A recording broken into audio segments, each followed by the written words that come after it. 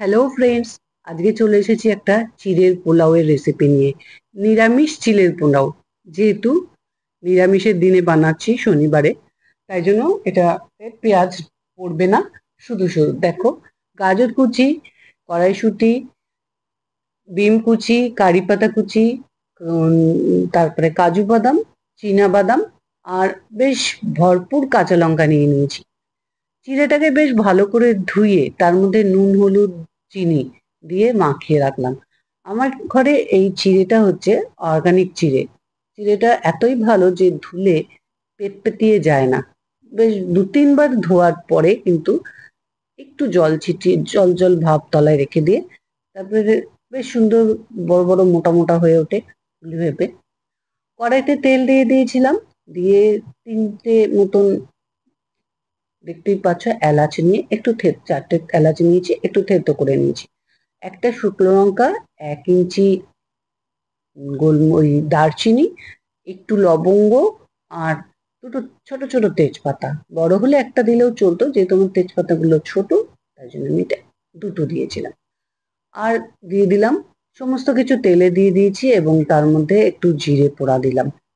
জিরেগুলো যখন ভাজা ভাজা হয়ে গেল এবং বাকি সমস্ত ফোড়নগুলো মোটামুটি ভাজা ভাজা হয়ে বেশ সুন্দর একটা গন্ধ আসতে আরম্ভ করলো, ওদের উপরে ফেনাটা চলে গেল, কটা কারি পাতা দিয়ে দিলাম।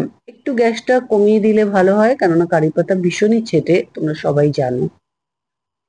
এর মধ্যে এক এক করে যে সবজিগুলো কেটেছি আমি, ভেজিটেবলস গুলো, সবজি বলতে গাজর আর বিনস, এই দুটো দিয়ে দেবো ভাজা হওয়ার জন্য, আর সঙ্গে কড়াইশুঁটিটাও দিয়ে দেবো ভাজা হওয়ার জন্য। কড়াইশুঁটি আমার ফ্রিজে সারা বছরের জন্য স্টোর করা থাকে। শীতকাল আসলে আমার হাজবেন্ড একেবারে এক কারি নিয়ে আসে, যেগুলোকে আমরা দুই যা মিলে বার করি খুঁটে খুঁটে।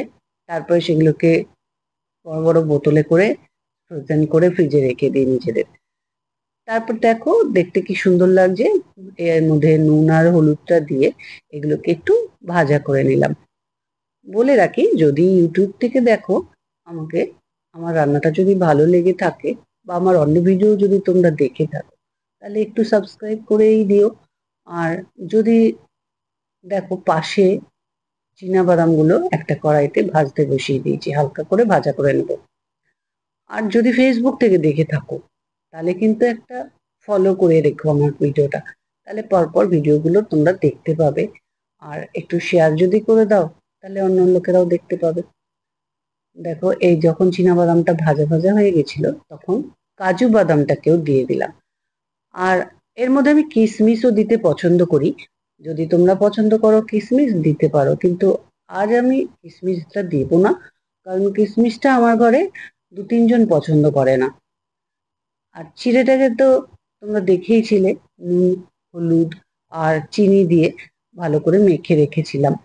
এটা মেখে রাখলে না খুব ভালোভাবে চিনিটা মেল্ট হয়ে যায়, তা না তো না চিনিটা ভীষণ কটকট করতে থাকে।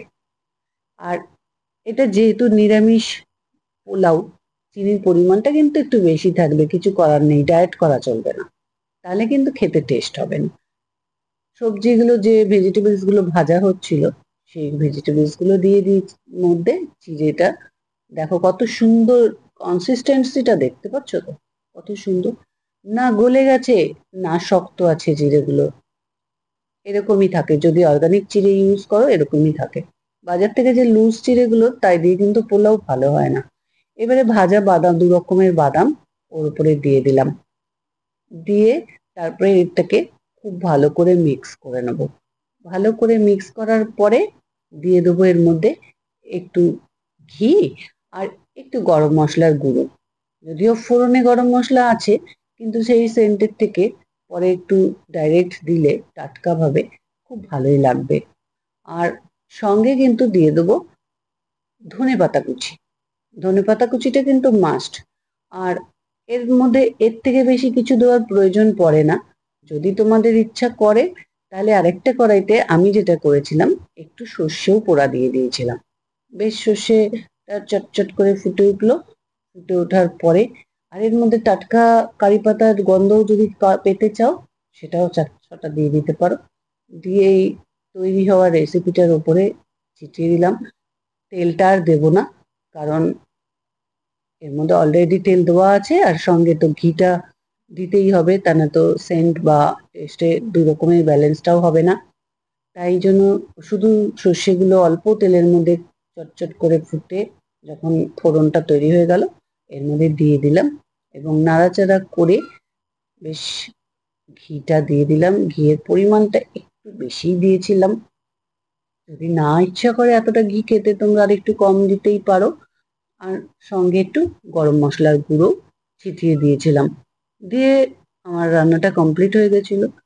যদি আমার রান্নাটা ভালো লেগে থাকে, আগেই বলেছি, লাইক, সাবস্ক্রাইব, ফলো এগুলো কিন্তু করতেই লাগবে বন্ধু হয়ে থাকার জন্য, আর আমার ভিডিওগুলো পরপর দেখতে পাওয়ার জন্য একটু শেয়ার করে দিও। আর নোটিফিকেশন বাটনে যদি হাত দিয়ে রাখো ইউটিউব থেকে, তাহলে অবশ্যই আগে থেকে নোটিফিকেশন পেয়ে যাবে। ধনেপাতা আর গরম মশলা দিয়ে দিলাম। আমার রান্নাটা কমপ্লিট। এইভাবে করে খেয়ে দেখতে পারো, ভালো লাগবে। আর নিরামিষের দিন না হলে ওই যে ভাজাগুলোর আগে একটু পেঁয়াজটা কুচি কুচি করে ডুমো ডুমো কেটে ভেজে নিয়ে তার উপরে সবজিগুলো দিলে একদম দুর্দান্ত খেতে হয়।